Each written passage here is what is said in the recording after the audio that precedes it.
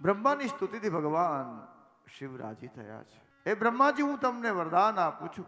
અરાજ્ય ભય મેં તદ્વે, વિશ્વમાં બ્રહ્માંડમાં અરાજ્યતા ન ફેલાય, સુશાસન જળવાય રહે, એટલા માટે હું તમને તતસ્ત્વમ જહી દંડા હો, હું તમને દંડના અધિકારી વહલોક ધર્મ શિશો, તમને વિધાતાનું પદ આપું છું. કર્મને અનુરૂપ સૌને ફળ આપજો.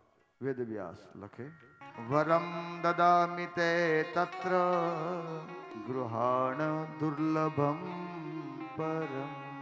બ્રહ્માજીને વિધાતા બનાવ્યા.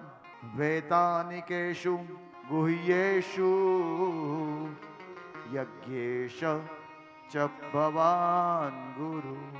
યજ્ઞના અધિષ્ઠાતા બનાવ્યા છે. બ્રહ્માજી, તમારા વગર સંસારમાં કોઈ પણ પ્રકારનો યજ્ઞ સંપન્ન નહીં થાય. ભલે હીરા માણેક અનેક પ્રકારની દક્ષિણા હશે, પણ બ્રાહ્મણ દેવતા તમારી ઉપસ્થિતિ નહીં હોય ત્યાં સુધી એ યજ્ઞને યજ્ઞ નહીં કહેવાય. બ્રાહ્મણ વગર યજ્ઞ સંપન્ન, બ્રહ્માજી વગર યજ્ઞ સંપન્ન થતો નથી. બ્રહ્માનું વરણ કરવામાં આવે, બ્રહ્મા સ્થાપિત કરવામાં આવે.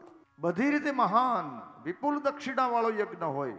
નિષ્ફલમ સ્ત્વદ્વતે યજ્ઞ સાંગશ્ચ સહદક્ષિણા. યજ્ઞના પત્ની દક્ષિણા ભગવતીની સાથે અનેક પ્રકારની દક્ષિણા આપો, પણ જો બ્રહ્માજી ન હોય તો યજ્ઞ અધૂરો કહેવામાં આવે છે.